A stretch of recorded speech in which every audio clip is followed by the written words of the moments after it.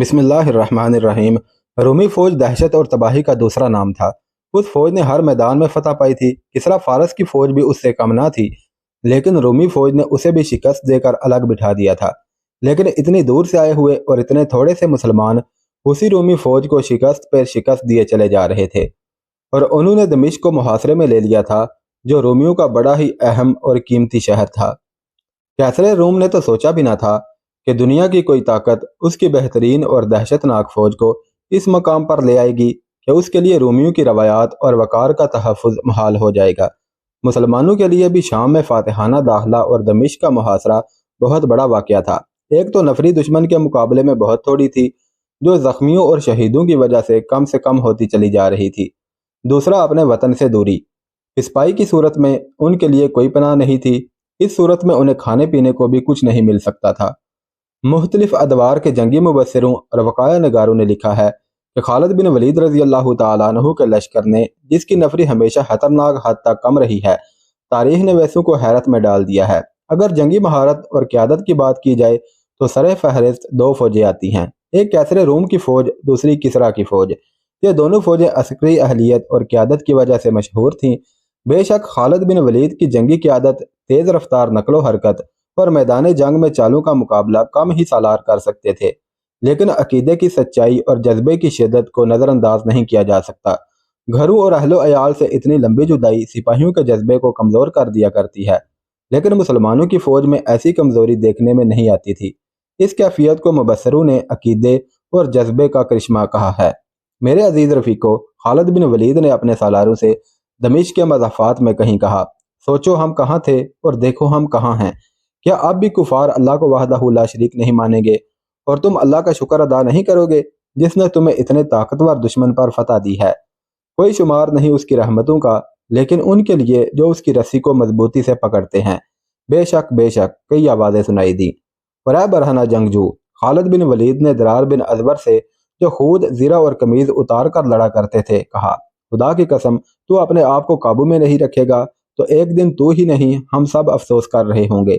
ولید کے بیٹے، درار نے کہا، دین اسلام کے دشمن کو دیکھ کر اپنے آپ پر قابو نہیں رہتا، لیکن اس میں کوتاہی نہیں کروں گا کہ تیرے ہر حکم کی تعمیل مجھ پر فرض ہے۔ درار بن ازور کے بولنے کا انداز اتنا شگفتہ تھا کہ سب ہنس پڑے۔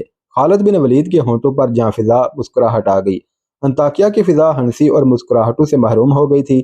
اس شہر کو رومی شہنشاہ ہرقل نے اپنا جنگی ہیڈ کوارٹر بنا لیا۔ اسے جنگ کی جو خبریں روز بروز مل رہی تھی، ان سے اس کی ذہنی اور جذباتی حالت ویسی ہی ہو گئی تھی جو مدائن میں فارسی شہنشاہ ارد شیر کی ہوئی تھی، اور صرف شکست کی خبریں سن کر وہ صدمے سے مر گیا تھا۔ مرج سفر میں رومیوں کو جو شکست ہوئی تھی، اس نے تو ہرقل کو بولا کر دیا تھا۔ پھر اسے اپنے سالاروں کے مارے جانے کی اطلاعیں ملنے لگی۔ عزازیر زندہ ہے، ہرقل نے بڑے جوش سے کہا، اور کلوس بھی ہے۔ یہ دونوں عرب کے ان بدوؤں کو دمشق تک نہیں پہنچنے دیں گے۔ شہنشاہ معظم، محاذ سے آئے ہوئے قاصد نے کہا، وہ دونوں زندہ نہیں۔ کیا تم مجھ سے جھوٹ منوانا چاہتے ہو؟ ہرقل نے غضبناک آواز میں کہا، کیا تم جھوٹ کی سزا سے واقف نہیں؟ سب کچھ جانتے ہوئے یہ خبر سنا رہا ہوں، شہنشاہ معظم، قاصد نے کہا۔ ان دونوں کو مسلمانوں نے زندہ پکڑ لیا تھا، اور دونوں کو انہوں نے دمشق کی شہر پناہ کے قریب لا کر قتل کر دیا ہے۔ اور میری بیٹی کے خامد کی کیا خبر ہے؟ شہنشاہ ہرقل نے اپنے داماد سالار توما کے بارے میں قاصد سے پوچھا۔ سالار توما دمشق کے اندر ہیں، قاصد نے جواب دیا، اور وہ مسلمانوں کا محاصرہ توڑنے کی کوشش کر رہے ہیں۔ دمشق کا محاصرہ ہم توڑیں گے، شہنشاہ ہرقل نے کہا۔ ہرقل نے انطاکیہ میں اسی لیے ڈیرے ڈالے تھے کہ فوج تیار کر کے جہاں بھی کمک کی ضرورت ہوگی وہاں فوج بھیجے گا۔ اس نے پہلے ہی لوگوں کو فوج میں بھرتی ہونے کے لیے تیار کرنا شروع کر دیا تھا۔ گرجوں میں پادری صرف اس موضوع پر واز کرتے تھے کہ لوگوں کا فوج میں بھرتی ہونا کتنا ضروری ہے۔ وہ کہتے تھے کہ عیسائیت کا خاتمہ ہو جائے گا، اور وہ اسلام سے لوگوں کو خوفزدہ کرتے تھے۔ خالد بن ولید رضی اللہ تعالیٰ عنہ جب دمشق کی طرف بڑھ رہے تھے، اس وقت ہرقل نے اعلان کیا تھا کہ جو فوج تیار ہوئی ہے وہ اس کے معائنے اور احکام کے لیے اسے دکھائی جائے۔ یہ فوج اس کے سامنے لائی گئی تو اس نے ایسے جوشیلے اور جذباتی انداز سے فوج سے خطاب کیا کہ سپاہی آگ بگولا ہو گئے۔ تمہیں کوئی شہنشاہ حکم نہیں دے رہا، شہنشاہ ہرقل نے کہا، یہ خدا کے بیٹے کا حکم ہے کہ اس کے دشمنوں کو تباہ کر دو، صلیب کی آن پر مر مٹو۔ میں آج شہنشاہ نہیں، تم جیسا ایک سپاہی ہوں۔ 9 ستمبر 634 عیسوی کا دن تھا۔ دمشق کے محاصرے کا 11واں دن تھا۔ محاصرے کے 10 روز یہ سرگرمی رہی کہ دمشق کے کسی نہ کسی دروازے سے رومیوں کے 1-2 دستے باہر آتے اور مسلمانوں پر حملہ کرتے، لیکن زیادہ آگے نہ آتے، مختصر سی جھڑپ لے کر قلعے میں واپس جانے کی کرتے۔ خالد بن ولید نے ابھی قلعے پر کسی بھی قسم کا حملہ نہیں بولا تھا۔ خالد بن ولید نے دیکھ بھال کے لیے ہر طرف جاسوس بھیج رکھے تھے۔ محاصرے کے 11ویں روز ایک جاسوس اس حالت میں خالد بن ولید رضی اللہ تعالیٰ عنہ کے پاس آیا کہ اس کا گھوڑا پسینے میں نہایا ہوا تھا، اور جب گھوڑا رکا تو کانپ رہا تھا۔ سوار کی اپنی حالت بھی کچھ ایسی ہی تھی، اس سے اچھی طرح بولا بھی نہیں جاتا تھا۔ خالد بن ولید نے پہلے تو اسے پانی پلایا، پھر پوچھا کہ وہ کیا خبر لایا ہے۔ رومیوں کی ایک فوج آ رہی ہے، جاسوس نے کہا۔ تعداد 10,000 سے زیادہ ہوگی، کم نہیں۔ تم نے اسے کہاں دیکھا ہے؟ خالد بن ولید نے پوچھا۔ ہمس سے آگے نکل آئی ہے، جاسوس نے جواب دیا، اور ایک جگہ کا نام لے کر کہا ہمارا ایک دستہ وہاں موجود ہے، رومی فوج کل کسی بھی وقت وہاں تک پہنچ جائے گی۔ ہمارے دستے کی نفری اس کے مقابلے میں بہت تھوڑی ہے، اسی لیے میں کہیں ایک لمحہ بھی نہیں رکا۔ ہمارا دستہ مارا جائے گا اور رومی دمشق تک آ جائیں گے۔ خالد بن ولید نے جاسوس کو رخصت کر دیا۔ ان کے لیے یہ خبر حیران کن بھی نہیں تھی، پریشان کن بھی نہیں تھی۔ انہیں معلوم تھا کہ ہرقل انطاکیہ میں ہے، پر وہاں وہ آرام اور سکون سے نہیں بیٹھا ہوا، بلکہ وہ دمشق کو بچانے کے انتظامات کر رہا ہے۔ یہ رومی فوج جس کی اطلاع ایک جاسوس لایا تھا، انطاکیہ سے شہنشاہ ہرقل نے اپنی دمشق والی فوج کے لیے کمک کے طور پر بھیجی تھی۔ مورخوں نے اس کی تعداد 12,000 لکھی ہے۔ خالد بن ولید نے اسی توقع پر کہ رومیوں کی کمک ضرور آئے گی، دمشق کی طرف آنے والے راستوں پر پہلے سے ہی تھوڑی تھوڑی نفری کا ایک ایک دستہ بھیج دیا تھا۔ ان کے سپرد یہ کام تھا کہ کمک کو روکے رکھیں، مگر یہ جو فوج آ رہی تھی اس کی نفری بہت زیادہ تھی۔ خالد بن ولید رضی اللہ تعالیٰ عنہ نے اسی وقت سالاروں کو بلایا اور انہیں بتایا کہ دشمن کی زیادہ نفری آ رہی ہے اور اسے روکنے کے لیے اپنی نفری بہت تھوڑی ہے۔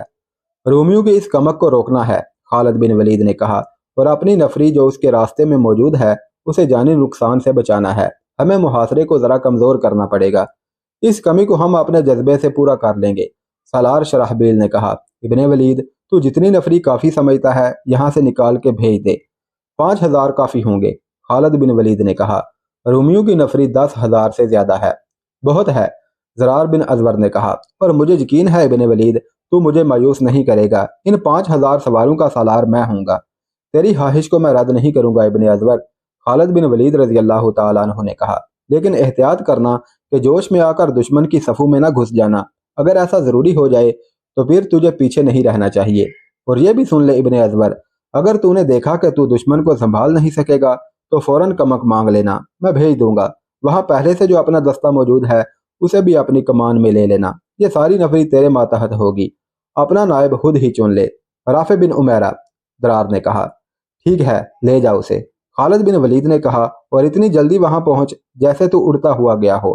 درار بن ازور کو درائے عقاب کے قریب پہاڑی علاقے میں 5,000 سواروں کے ساتھ پہنچنا تھا۔ وہ جگہ دمشق سے کم و بیش 20 میل دور تھی۔ درار تو جیسے اڑتے ہوئے وہاں پہنچ گئے۔ انہوں نے وہاں جو نفری موجود تھی اسے بھی اپنی کمان میں لے لیا۔ یہ علاقہ پہاڑی ہونے کی وجہ سے گھات کے لیے موزوں تھا۔ رومی فوج ابھی تک وہاں نہیں پہنچی تھی۔ درار رضی اللہ تعالیٰ عنہ نے بڑی تیزی سے اپنی تمام نفری کو گھات میں چھپا دیا۔ اس کے ساتھ ہی اس روز کا سورج غروب ہو گیا۔ درار نے سنتری اس ہدایت کے ساتھ مقرر کیے کہ وہ ٹیکریوں اور چٹانوں کے اوپر چلے جائیں، باہر نہ جائیں۔ پوری احتیاط کی جا رہی تھی کہ دشمن کو گھات کا پتہ نہ چلے۔ رات گزر گئی، صبح طلوع ہوئی، اور اس سے تھوڑی ہی دیر بعد دشمن کی فوج آ گئی، اور یہ صحیح معنوں میں فوج تھی، نفری زیادہ اور تنظیم نہایت اچھی۔ دیکھا گیا کہ اس فوج کے ساتھ بے شمار گھوڑا گاڑیاں تھیں جو سامان سے لدی ہوئی تھی، اور اونٹوں کی تعداد بھی بے حساب تھی جن پر بوریاں لدی ہوئی تھیں۔ یہ بعد میں پتہ چلا تھا کہ یہ سامان ہرد و نوش تھا جو دمشق جا رہا تھا۔ خالد بن ولید دمشق کی اس صورتحال سے بے خبر تھے۔ رومیوں نے دمشق کا دفاع تو بڑا اچھا کیا تھا، لیکن شہر میں رزق اور خوراک کی اتنی کمی تھی کہ 10 دنوں کے محاصرے میں ہی شہری ہر چیز کی قلت محسوس کرنے لگے تھے۔ ہرقل کو اطلاع مل چکی تھی، اس نے کمک بھیجی اور اس کے ساتھ خوراک کا ذخیرہ بھی بھیج دیا تھا۔ درار بن ازور رضی اللہ تعالیٰ عنہ کو بتایا گیا کہ رومی فوج کے ساتھ مال و اسباب بے حساب آ رہا ہے، تو درار نے جوش میں آ کر حسب معمول زرہ، ہود اور قمیض اتار پھینکی، اور نیم برہنہ ہو کر انہوں نے اعلان کیا کہ بہت موٹا شکار آ رہا ہے۔ رومی جب پہاڑیوں میں آئے تو درار رضی اللہ تعالیٰ عنہ کی للکار پر مجاہدین اسلام گھات سے نکل کر رومیوں پر ٹوٹ پڑے۔ توقع یہ تھی کہ رومی اچانک حملے سے گھبرا کر اور بوکھلا کر بھاگ اٹھیں گے، لیکن ان کا رد عمل ایسا بالکل نہیں تھا۔ انہوں نے یہ چال چلی کہ پیچھے ہٹنے لگے اور درائے عقاب کے قریب اس جگہ جا رکے جو ہموار میدان تھا اور یہ پہاڑی کی بلندی تھی۔ انہوں نے سامان کی گاڑیاں پیچھے بھیج دیں اور ان کے پیچھے کی فوج آگے آ گئی۔ ان کی تعداد مسلمانوں سے دگنی تھی اور ان کے انداز سے صاف پتہ چلتا تھا کہ مسلمانوں کا یہ حملہ ان کے لیے غیر متوقع نہ تھا، وہ اس کے لیے تیار تھے۔ انہوں نے قدم جما لیے۔ درار بن ازور نے دشمن کو اس کیفیت میں دیکھا کہ اس نے نہ صرف یہ کہ حملہ روک لیا ہے بلکہ وہ سامنے سے بھی اور دائیں سے بھی حملے کر رہا ہے۔ مسلمانوں کا جوش و خروش کم نہ تھا، لیکن رومی جس منظم انداز سے لڑ رہے تھے اس سے یہی ایک خطرہ نظر آنے لگا تھا کہ وہ مسلمانوں کو بھگا کر اور کاٹ کر آگے نکل جائیں گے۔ درار کو خالد بن ولید نے جس حرکت سے منع کیا تھا انہوں نے وہی حرکت کی۔ پہلے تو وہ منظم انداز سے رومیوں پر حملے کراتے رہے، لیکن دیکھا کہ رومی پیچھے ہٹنے کی بجائے چڑھے آ رہے ہیں تو درار جوش میں آ گئے اور چند ایک مجاہدین کو ساتھ لے کر رومیوں پر ٹوٹ پڑے۔ انہوں نے اپنی مخصوص جرأت اور شجاعت کا مظاہرہ کیا اور جو رومی ان کے سامنے آیا وہ کٹ گرا اور اس طرح وہ اندھا دھند بہت آگے نکل گئے۔ یہ ہے برہنہ جنگجو، کسی رومی نے نعرہ لگایا۔ یہ کوئی سالار ہو سکتا تھا۔ اس نے للکار کر کہا، گھیرے میں لے لو اسے، زندہ پکڑو۔ درار نیم برہنہ ہو کر لڑنے اور دشمن کو ہر میدان میں حیران کن نقصان پہنچانے میں اتنے مشہور ہو گئے تھے کہ انطاکیہ تک ان کی شجاعت کے چرچے پہنچ گئے تھے۔ رومیوں نے اس نیم برہنہ جنگجو کو پہچان لیا۔ درار کے دائیں بازو میں ایک تیر لگ چکا تھا۔ مورخوں نے لکھا ہے کہ درار کے جسم پر 2 زخم اور بھی تھے۔ بہرحال ان کے بازو میں تیر اترنے پر سب متفق ہیں۔ درار نے تیر کھینچ کر بازو سے نکال پھینکا۔ تیر نکالنا بڑا ہی اذیت ناک ہوتا ہے، وہاں سے گوشت باہر نکل آتا ہے، لیکن درار بن ازور عاشق رسول صلی اللہ علیہ وسلم تھے۔ وہ تو جیسے اپنے جسم اور اپنی جان سے دستبردار ہو گئے تھے۔ یہ تیر اور تلواریں تو جیسے ان کا کچھ بگاڑ ہی نہیں سکتی تھی۔ رومیوں کا تیر کھا کر انہوں نے تیر یوں نکال پھینکا جیسے ایک کانٹا نکال پھینکا ہو۔ ان کا دایاں ہاتھ تلوار کو مضبوطی سے تھامے رہا اور رومی کٹتے اور گرتے رہے۔ رومی انہیں زندہ پکڑنے کا تہیہ کر چکے تھے۔ انہوں نے درار کے آدمیوں کو جو ان کے ساتھ آگے نکل گئے تھے بکھیر کر الگ کر دیا اور درار کو گھیرے میں لے لیا۔ اس موقع پر انہیں 1 یا 2 زخم آئے۔ آخر کئی رومیوں نے مل کر انہیں پکڑ لیا اور انہیں باندھ دیا۔ رومی بلند آواز سے چلانے لگے، مسلمانوں، تمہارا سالار ہمارا قیدی ہو گیا ہے، ہم نے تمہارے ننگے سالار کو پکڑ لیا ہے، ہم شہنشاہ ہرکل کو تحفہ دیں گے۔ رومیوں کی للکار بلند ہوتی جا رہی تھی۔ وہ ٹھیک کہتے تھے، شہنشاہ ہرکل کے لیے درار سے بڑھ کر کوئی اور تحفہ اچھا نہیں ہو سکتا تھا۔ رومی انہیں باندھ کر پیچھے لے گئے۔ ان کے زخموں سے خون بڑی تیزی سے بہا جا رہا تھا، جس سے یہ خطرہ پیدا ہو گیا تھا کہ وہ ہرکل تک زندہ نہیں پہنچ سکیں گے۔ رومیوں نے ان کی مرہم پٹی کر دی۔ اس دور کی جنگوں میں فوجیں یوں بھی شکست کھا جاتی تھیں کہ سپہ سالار مارا گیا، پرچم گر پڑا اور پوری کی پوری فوج بھاگ اٹھی۔ لیکن مسلمانوں کا معاملہ اس کے برعکس تھا۔ درار جیسا سالار پکڑا گیا تو دشمن کی للکار سن کر کہ اس نے ان کے سالار کو پکڑ لیا ہے، مسلمانوں نے حملوں کی شدت میں اضافہ کر دیا۔ وہ لپکتے ہوئے شعلے اور کڑکتی ہوئی بجلیاں بن گئے۔ رافع بن عمیرہ درار کے نائب سالار تھے۔ انہوں نے گرج کر اعلان کیا کہ اب کمان ان کے ہاتھ میں ہے۔ انہوں نے سامنے سے رومیوں پر حملے بھی کرائے، خود بھی حملوں کی قیادت کی اور دشمن کی صفوں کو توڑ کر آگے جانے کی کوشش کی، لیکن رومیوں کی صفیں مل کر بڑی مضبوط دیوار بن گئی تھی۔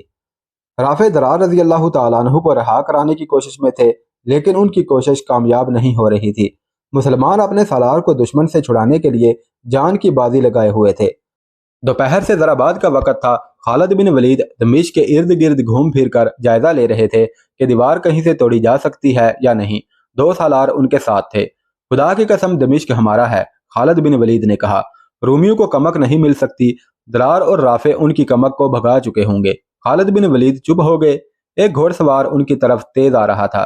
قاصد معلوم ہوتا ہے، خالد بن ولید نے کہا اور گھوڑے کو ایڑ لگا کر اس کی طرف بڑھے۔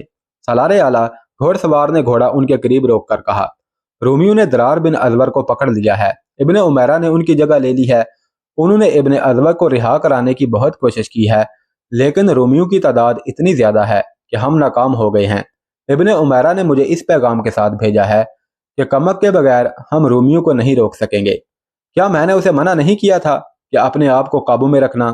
خالد بن ولید رضی اللہ تعالیٰ عنہ نے برہم سا ہو کر کہا، رومی ہمارے اتنے قیمتی سالار کو نہیں لے جا سکتے۔ خالد بن ولید نے تمام سالاروں کو بلایا اور انہیں درار کی گرفتاری اور رومیوں کے سامنے مسلمانوں کی کمزور حالت کے متعلق بتایا۔ میں خود ابن عمیرہ کی مدد کے لیے جانا چاہتا ہوں، خالد بن ولید رضی اللہ تعالیٰ عنہ نے کہا، لیکن محاصرہ کمزور ہو جائے گا رومی باہر آ کر تم پر حملہ کر دیں گے۔ ہماری نفری پہلے ہی کم ہو کر رہ گئی ہے۔ اگر میں نہیں جاتا اور میں کمک نہیں بھیجتا تو ہمارے 5000 سوار مارے جائیں گے اور رومیوں کی کمک سیدھی یہاں آ کر حلہ بول دے گی۔ بتا سکتے ہو مجھے کیا کرنا چاہیے؟ رافع کی مدد کو پہنچنا اور رومیوں کی کمک کو روکنا زیادہ ضروری ہے، ابو عبیدہ نے کہا۔ ابن ولید، تو سمجھتا ہے کہ تیرا جانا ضروری ہے تو ابھی چلا جا، ہمیں اور دمشق کے محاصرے کو اللہ پر چھوڑ۔ رومیوں کو باہر آ کر حملہ کرنے دے، وہ زندہ اندر نہیں جا سکیں گے۔ دوسرے سالاروں نے ابو عبیدہ کی تائید کر کے خالد بن ولید کو یقین دلایا کہ ان کی نفری کم ہو بھی گئی تو بھی وہ محاصرے کو درہم برہم نہیں ہونے دیں گے۔ اگر مجھے جانا ہی ہے تو میں فوراً نہیں جاؤں گا، خالد بن ولید نے کہا۔ میں ایسے وقت یہاں سے سواروں کو لے کر نکلوں گا جب دشمن ہمیں نہیں دیکھ سکے گا۔ ابو عبیدہ، میری جگہ لے لے، میں آدھی رات کے بعد 4000 سوار لے کر نکل جاؤں گا۔ تم سب پر اللہ کی سلامتی ہو، اللہ تمہارا حامی و ناصر ہو۔ 4000 سواروں کو تیاری کی حالت میں الگ کر دو اور انہیں بتا دو کہ آدھی رات کے بعد روانہ ہونا ہے۔ بیت اللحیہ کم و بیش 20 میل دور تھا۔ سورج غروب ہونے تک وہاں رومیوں اور مسلمانوں میں لڑائی ہوتی رہی۔ رافع بن عمیرہ نے شام تاریک ہونے کے بعد بھی مجاہدین کو رومیوں کے عقب میں پہاڑیوں کے درمیان سے گزار کر بھیجا، مگر ہر ٹولی ناکام واپس آئی۔ جو وقت گزرتا جا رہا ہے، درار بن ازور موت کے قریب ہوتا جا رہا ہے۔ رافع نے کئی بار کہا، اللہ کرے وہ زندہ ہو، اللہ اسے زندہ رکھے، ہم اسے چھڑا کر ضرور لائیں گے۔ رات گزر گئی، صبح کا اجالا ابھی پوری طرح نہیں نکھرا تھا کہ خالد بن ولید رضی اللہ تعالیٰ عنہ 4000 سواروں کے ساتھ رافع کے پاس پہنچ گئے۔ خالد بن ولید آدھی رات گزر جانے کے بہت دیر بعد دمشق سے روانہ ہوئے تھے۔ انہوں نے 4000 سواروں کو شام کے بعد خاموشی سے محاصرے سے ہٹا کر پیچھے کرنا شروع کر دیا تھا اور سوار پیچھے جا کر اکٹھے ہوتے جا رہے تھے۔ یہ جگہ دمشق سے ذرا دور تھی۔ خالد بن ولید انہیں ساتھ لے کر روانہ ہوئے تو شہر میں محصور رومیوں کو خبر تک نہ ہوئی۔ خالد بن ولید اور ان کے سوار دستے کو دیکھ کر رافع اور ان کے سواروں نے نعرے لگانے شروع کر دیے۔ خالد بن ولید رضی اللہ تعالیٰ عنہ نے بڑی تیزی سے دشمن کا اور رافع کے سواروں کا جائزہ لیا اور دونوں دستوں کو ضرورت کے مطابق ترتیب میں کر کے حملے کا حکم دے دیا۔ حملہ ابھی شروع بھی نہیں ہوا تھا کہ ایک گھوڑ سوار مسلمانوں کی صفوں سے نکلا اور گھوڑا سر پر دوڑاتا خالد بن ولید سے بھی آگے نکل گیا۔ اس کے ایک ہاتھ میں تلوار اور ایک ہاتھ میں برچھی تھی۔ خالد بن ولید کو اس پر غصہ آیا اور انہوں نے چلا کر اسے پکارا، لیکن وہ رومیوں کی اگلی صف تک پہنچ چکا تھا۔